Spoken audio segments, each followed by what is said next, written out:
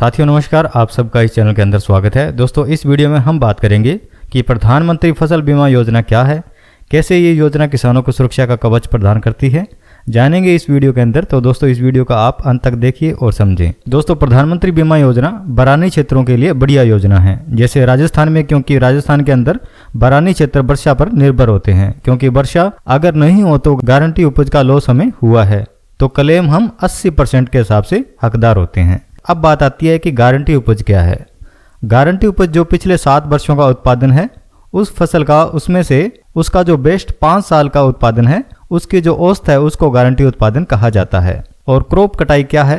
Crop cutting एक revenue board द्वारा, क्योंकि राजस्थान की जो बीमा योजना है उसको हैंडल अजमेर बोर्ड करता है, तो वो हमको एक अंक देता है कि किस जगह में कितनी फसल को बोया है। और गिरदावरी आजकल ऑनलाइन होने से वो उस क्षेत्र को ऑनलाइन ही देख लेते हैं। जियो टैगिंग के माध्यम से वहाँ एग्रीकल्चर सुपरवाइज की या पटवारी की ड्यूटी लगती है।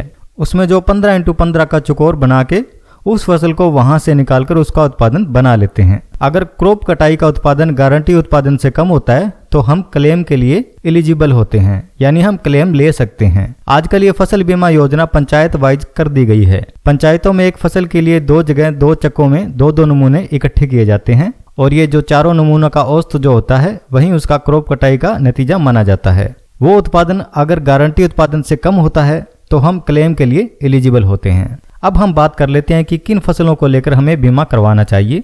जहां तक हम रिस्क और फैक्टर की बात करें तो चना के अंदर 13% और जौ के अंदर 9%, सरसों के अंदर 7%, गेहूं के अंदर 5%। तो इस प्रतिशत के हिसाब से हमें प्रीमियम को कटवाना चाहिए। रबी की फसलों में हमें जो प्रीमियम देना पड़ता है वो 1.5% देना पड़ता है और खरीफ की फसलों के अंदर 2% देना पड़ता है। व्यावसायिक फसलों के लिए हमें 5% तक प्रीमियम देना पड़ता है।